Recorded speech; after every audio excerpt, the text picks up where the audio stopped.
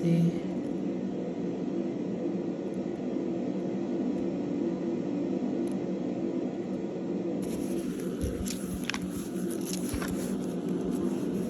And then it has a little like stuff in here. Even though it's a girl's Bible, like this is good for grown-ups. If you want to like understand the Bible more, you got one of these Bibles. There's nothing wrong with it. It doesn't mean like you're less intelligent or anything like that just because you're reading a kid's Bible. Because grown-ups like it too. Like it makes it like, what do you call it? Amusing, reading the Bible with little articles that teach you stuff about more. If they can help you more, then why not? Even though it's an age limit or whatever.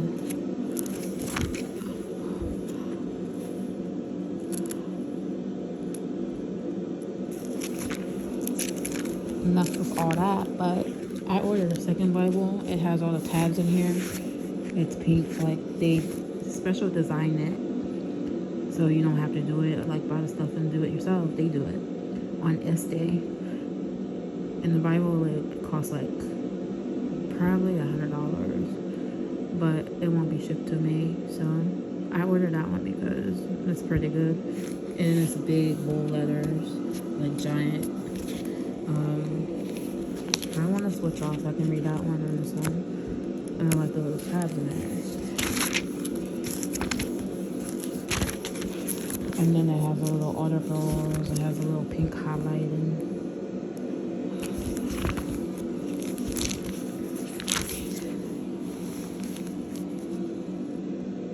The index and here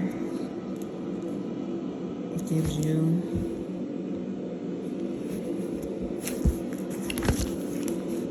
consequences of your actions, of how you do stuff. There's consequences to everything, the bad choices you make.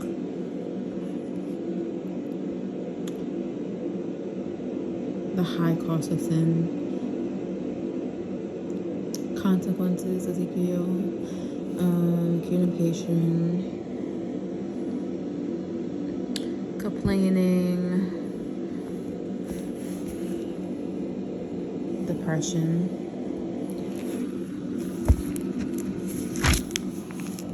and then it has these little things right here. Listen. And then they tell you a Bible scripture to go with it about the word it's telling you. Pray for what?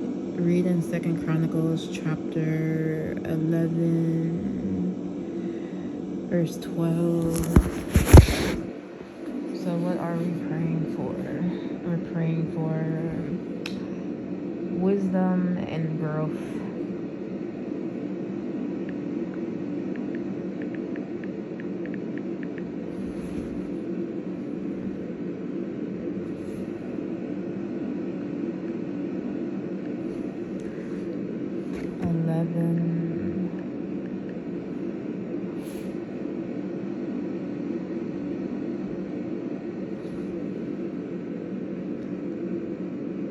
I don't know, 2 Chronicles.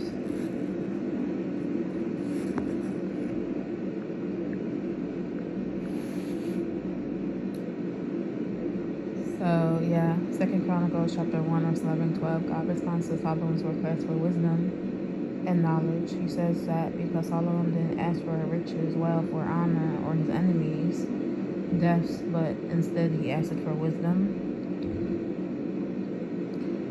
and knowledge to judge his people, God will grant his request. Furthermore, God promises Solomon riches, wealth, and honor beyond what any previous king possessed.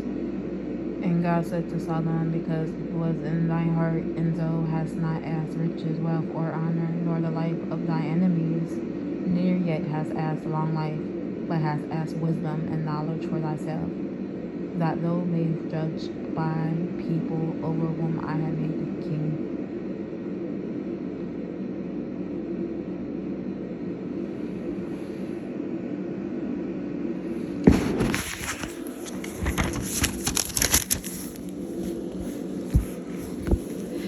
And then it has little articles.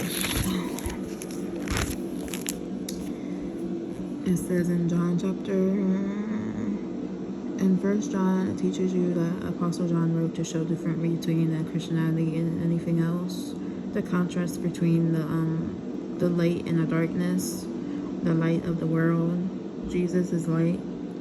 Christians are light. In the darknesses of the world, of the opposite of people doing what God, not following God. Everything chaos around the world, culture above what God says. Loving God and loving the world. Christ and Antichrist and truth and lies, children of God and children of the devil teaches you about eternal life and eternal death, love and hatred, and true prophecy and false prophecy, love and not fear, having life and not having life.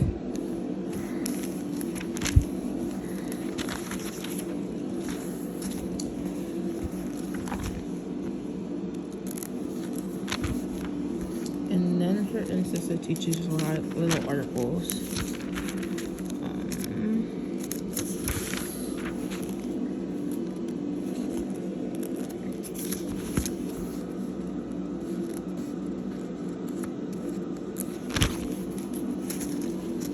Second Thessalonians, effective communication is difficult. Sometimes if someone delivers a message for you, the message received is different from the one originally sent. Even when a message is clearly written, people misinterpret it or misunderstand because they filter the message through their prejudice and presumptions. And the Philotians misunderstood Paul's first letter.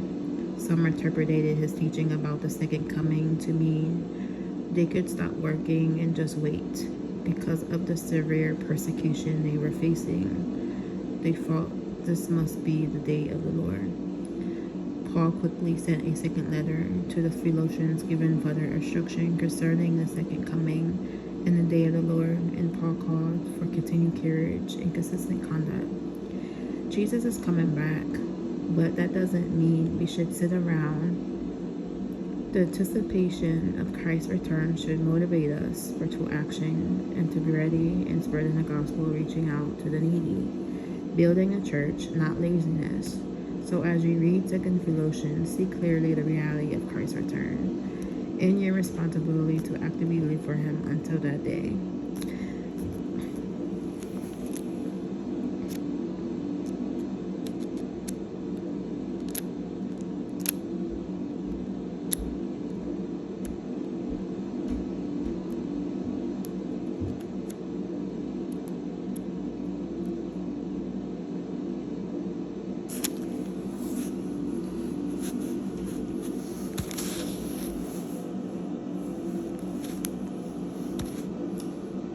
And then it has